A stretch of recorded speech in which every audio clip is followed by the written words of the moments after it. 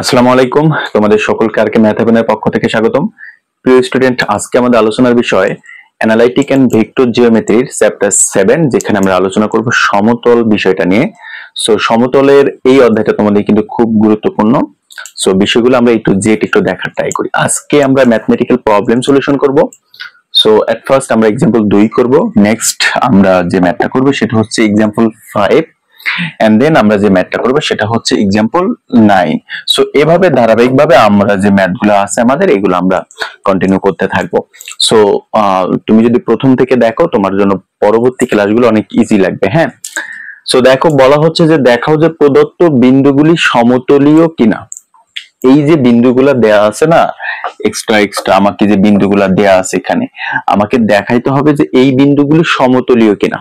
বুঝছো? সমতলীয় that's mean বোঝানো হচ্ছে যে এর যে ফলাফল সেইটা ইজ ইকুয়াল নাই হয়ে যায় কিনা, মানে একেবারে শূন্য হয়ে যায় কিনা, অর্থাৎ ফলাফল এমটি হয়ে যায় কিনা। বুঝছো? তো যদি ফলাফল এমটি হয়ে যায়, হ্যাঁ, যদি ফলাফল এমটি হয়ে যায় তাহলে আমরা সেটাকে বলতে পারবো যে তারা সমতলীয়, মানে একই তলে অবস্থান করবে। যদি ফলাফল অন্যরকম কিছু হয়, 1 হয়, 2 হয় বা 3 হয় বা অন্য যে কোনো কিছু হয়, তাহলে তার একটা তলে অবস্থান করতে পারবে না, কারণ তলের অবস্থান তখন চেঞ্জ হয়ে যাবে, কাঠামোটা চেঞ্জ হয়ে যাবে। বুঝছো? অর্থাৎ তলটা শূন্য থাকতে হবে। মানে আমাদের যে জিরো গ্রাউন্ড যেটা আছে, আমরা যে গ্রাউন্ডটাকে চিন্তা করি, তোমার বাসার যে ফ্লোর যেটা তুমি যেটা, সেটা কিন্তু সমতল, অর্থাৎ সমতলের হিসাবটা কাউন্ট করতে হবে, অসমতলের হিসাবটা কাউন্ট করা যাবে না। আর সমতলের হিসাবটা কাউন্ট হয় তোমার কি হিসাবে? জিরোর হিসাবে। সো এটা আমরা একটু করার ট্রাই করি। হ্যাঁ, সো আমরা একটু দেখি কিভাবে সেইটা। সো প্রদত্ত আমরা লিখবো এট ফার্স্ট যে প্রদত্ত বিন্দুগুলি সমতলীয় হওয়ার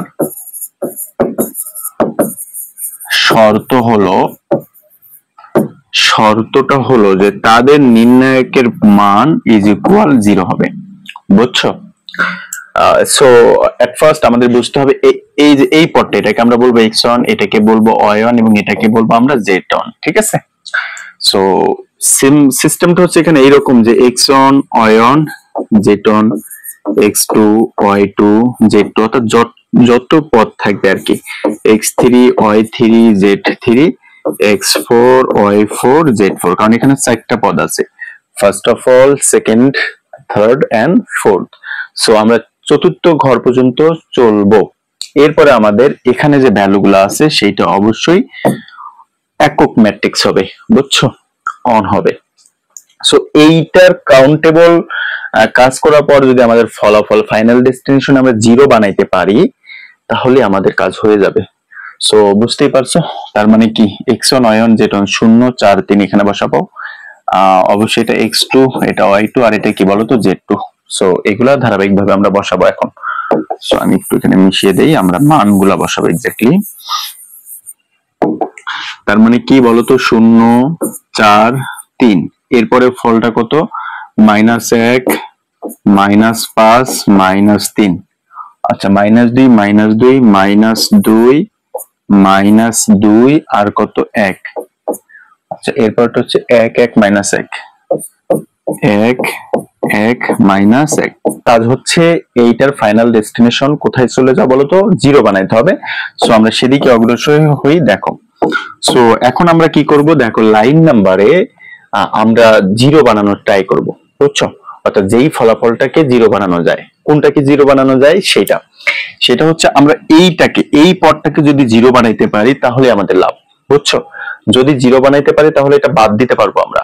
সো সেটা কিভাবে? দেখো, আমরা যদি এইটা থেকে এটাকে বিয়োগ করে দিই, দেখো 1 থেকে 1 বিয়োগ করলে কত হয় বলো তো? 0 হয়। তার মানে লাইন অন থেকে বিয়োগ করবো হচ্ছে লাইন 2। বুঝছো? তার মানে লাইন অন থেকে বিয়োগ করবো কি? লাইন 2। তাহলে প্রথমটা কত হয়? হচ্ছে +1 হয়, অর্থাৎ 0 মাইনাস, এরপরে হচ্ছে -1। তাহলে কি 0 + 1 = 1। এরপরটা কি 4, সূত্রের মাইনাস, এই যে মাইনাস, আর কি আছে? -5। তার মানে হচ্ছে 4 মাইনাস মাইনাস +5 সমান হচ্ছে 9। তাহলে এখানে হচ্ছে 9। সো এখানে হচ্ছে 6 এখানে হচ্ছে কত বলতো 0। সো সেম ভাবে লাইন 2 বিয়োগ হচ্ছে লাইন 3। আচ্ছা তাহলে এখানে কত হচ্ছে দেখো -1 + 2, তার মানে +1 হচ্ছে। ওকে, সো -5 + 2 তার মানে -3, -3 -1 তার মানে -4, আর এখানে তো 0ই হয় তাই না।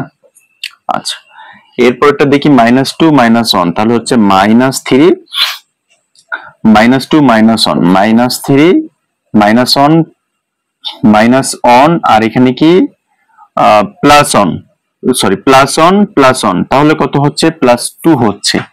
আর এখানে কত হচ্ছে বলতো 0 হচ্ছে। আর শেষ পদগুলো যা আছে তাই থাকবে অন অন -1 অন, নির্ণায়ক চিহ্নটা থেকে যাবে। আমরা কিন্তু এইটা সমান 0 বের করব, বুঝছো? আমাদের লক্ষ্য কিন্তু এই পদটা সমান 0 বের করা, বুঝছো? সো 0 বের করার কাজের দিকে কিন্তু আমরা প্রায় গিয়েছি। এখন দেখো আমাদের এইটাকে 0 বানানোর প্রয়োজন ছিল, 0 হয়ে গেছে। সো এইটা যদি প্রথম তিনটা 0 হয়ে যায় তাহলে এই প্রথম তিনটা সহ এই পুরো কলাম এবং তার সাপেক্ষে যে অনের কলামটা আছে সর্বশেষ যে সারিটা আছে সেটা বাদ যাবে, বুঝছো? অর্থাৎ এই রো এবং এই কলাম এটা বাদ যাবে।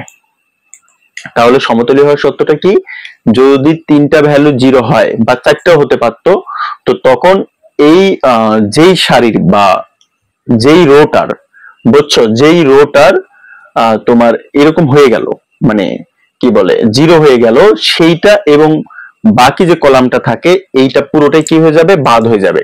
তাহলে আমাদের ভ্যালুগুলা কি কি থাকে, ভ্যালুগুলা থাকে অন 9 6, এখানে থাকে অন -3 -4 -3 -3 আর থাকে 2। সো এখন আমরা স্বাভাবিক নির্ণায়কের কাজটা করব আর কি, কাজ হয়ে গেছে প্রায় এটা। সো এখানে অন কমন যায়, অন যায়, এটার সাথে এইটা গুণন, সেম ভাবে এটার সাথে এটা গুণন, তাহলে কত হচ্ছে 3 × 2 = 6 আর হচ্ছে -12 +9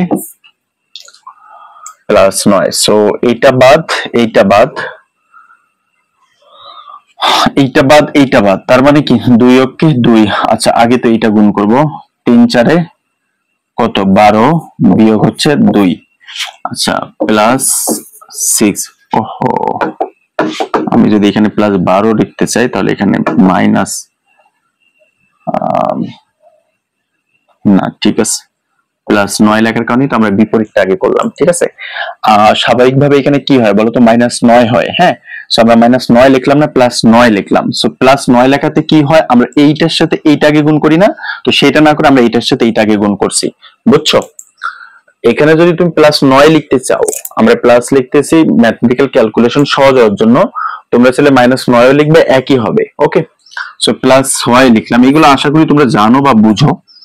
সো এখন কত হচ্ছে -3 আর হচ্ছে -3 × 3 = 9। সো এখানে হচ্ছে 12 আছে 18 -18 প্লাস এখানে হচ্ছে কত 9, এখানে হচ্ছে 10 9 10 90, আর এখানে হচ্ছে মাইনাস, কারণ -12 6 12 72, সো এবারে যোগ বিয়োগ করো 0 হয়ে গেছে। সো আমাদের কিন্তু ফলাফল 0 এসেছে, যেহেতু ফলাফল 0 তার মানে আমরা বুঝতে পারতেছি এটা একটা সমতলীয়, বুঝছো? সো এটাই হচ্ছে এটার আনসার, অর্থাৎ বাম পক্ষ সমান ডান পক্ষ। আচ্ছা 2 নাম্বারটা আমরা দেখি, বলা হচ্ছে সমতলের অভিলম্বের দিক কোসাইন বের করো। তো আমাদের এট ফার্স্ট একটু সমতলের সাধারণ সমীকরণটা দেখতে হবে। সমতলের সাধারণ সমীকরণটা কি, এরকম যে ax + by + cz + d সমান হচ্ছে 0। এটা হচ্ছে সমতলের সাধারণ সমীকরণ। সো এইটা যদি আমরা দিক কোসাইন বের করতে চাই তাহলে কিভাবে করবা, সূত্রটা হচ্ছে এরকম যে ax √, প্রত্যেকটা সহগ a² + b² + c², আর এটা তো ধ্রুবক পদ, এটা হবে না। সো প্লাস এরপরে কি by এবং √ দিয়ে প্রত্যেকটা যে সহগটা সেটা, অর্থাৎ a² + b² + c², সেম ভাবে cz √ a² + b² + c², same ভাবে plus d √ a² + b² + c²। So এইটাই হচ্ছে আমাদের সমতল অভিলম্বের দিক কোসাইন বের করার ল। এটা জাস্ট প্রয়োগ করব, কাজ শেষ। তাহলে আমাদের যেটা দেয়া আছে সেটা আমরা লিখে নিই। প্রদত্ত সমতলের সমীকরণ, প্রদত্ত সমতলের সমীকরণটা কি দেওয়া, 9x plus 6y minus 2z plus 7 সমান 0। তো এখন এক্স্যাক্টলি আমরা এই লটা প্রয়োগ করব আর কি এখানে। সো এটা হচ্ছে আমাদের কি x, এটা হচ্ছে আমাদের কি বলতো x, এটা হচ্ছে আমাদের by, এটা হচ্ছে আমাদের cz, এটা হচ্ছে আমাদের d। ওকে, তো এটা আমরা এখন এখানে প্রয়োগ করব। সো দেখো তার মানে কি 9x root over 9 square plus 6 square plus 2 square plus 6y root over 9 square plus 6 square plus 2 square.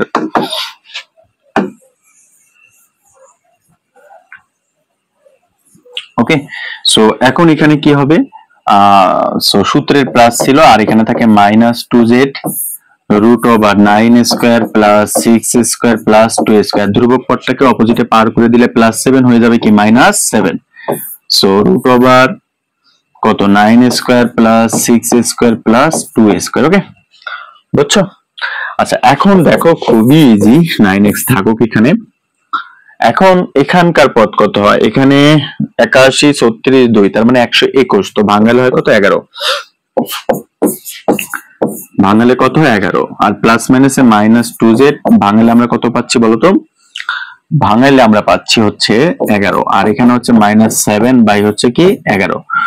আচ্ছা এইটা হচ্ছে আমাদের ফাইনাল ফলাফল, কিন্তু সমস্যা হচ্ছে আমাদের দৈর্ঘ্য বের করতে বলেছে। আচ্ছা দৈর্ঘ্য কি কখনো ঋণাত্মক হতে পারে? তুমি একটা জমি মাপতেছো, এটা তো কখনো ঋণাত্মক হতে পারে না। মাপযোগ্য সকল জিনিসই ধনাত্মক হতে হবে, বুঝছো? এটা ঋণাত্মক হতে পারে না। সো মাপযোগ্য সকল জিনিসই কি হবে, ধনাত্মক হবে। কিন্তু দৈর্ঘ্যের ভ্যালুটা আমাদের, তুমি এখানে খেয়াল করো যে আমাদের এখানে যে দৈর্ঘ্যের ভ্যালুটা এটা কি হয়ে আছে, ঋণাত্মক হয়ে আছে। সো এটা তো পসিবল না। হ্যাঁ, সো তার মানে আমাদের কি করতে হবে, তার মানে আমাদের আমরা প্রত্যেকটাকে মাইনাস দ্বারা গুণ করে নিব। সো মাইনাস দ্বারা গুণ করলে কি হয়, এখানে minus 9x by 11 minus 6y by 11 plus 2z by 11 আর এখানে হচ্ছে 7 বাই 11। সো ফলাফলটা হচ্ছে অবিলম্বের দিক কোসাইন হচ্ছে এটা, আর তোমার দৈর্ঘ্যের মানটা হচ্ছে এটা। এটা হচ্ছে আমাদের প্রাপ্ত আনসার, বুঝছো? সো আশা করি তোমরা এটা ক্লিয়ার। এখন এটা দেখো, বলা হচ্ছে 1 2 3 বিন্দুগামী এবং এত সমতলের সমান্তরাল সমতলের সমীকরণ নির্ণয় করো। তার মানে বুঝতেই পারছো সমতলের সমীকরণ বের করতে বলেছে। তো আমাকে যেটা দিয়েছে সেখানে একটু কম আছে, তো কি কম আছে একটু দেখি। যেটা দেয়া আছে সেটা হচ্ছে এরকম যে 3x plus 4y minus 5z সমান 0, এটা দেয়া আছে, রাইট? এখন সমতলের সাধারণ সমীকরণটা কেমন হয় বলতো? সমতলের সাধারণ সমীকরণটা এরকম হয় যে ax plus by plus cz plus d সমান 0। তুমি খুব ভালো করে খেয়াল করো, এখানে এই পদটা কিন্তু নাই, আছে কি বলতো, নেই কিন্তু, অর্থাৎ এই d পদটা নেই। আমাকে সমতলের সমীকরণ বের করতে বলেছে, তো যেটুকু দিয়েছে সেটুকুর মাঝে অনুপস্থিত কি, এই d একটা পদ আমাদের অনুপস্থিত। তো এটাকে আমরা চাইলে 0 ধরতে পারি, কিন্তু 0 ধরার জন্য তো হইলে তাহলে আমাকে 1 2 3 বিন্দুগামী দিত না, বুঝছো? তো তার মানে অবশ্যই এখানে 0 বাদে অন্য কোনো ভ্যালু হবে, বুঝছো? সো সেই অন্য একটা ভ্যালু বের করাটাই আমার মূল লক্ষ্য হবে এখানে। সো এটাই হচ্ছে এখানকার কাজ, আর কিছুই কাজ না। তো এত সমতলের সমান্তরাল সমীকরণ হবে সিম্পলি যে 3x plus 4y minus 5z plus k সমান 0। সো k কেন নিলাম, এটা ধরলাম, এটার ভ্যালু আমরা বের করবো আর কি। তো যেখানে 1 2 3 বিন্দুগামী, সো x এর জায়গায় 1 বসাবো, y এর জায়গায় 2 বসাবো,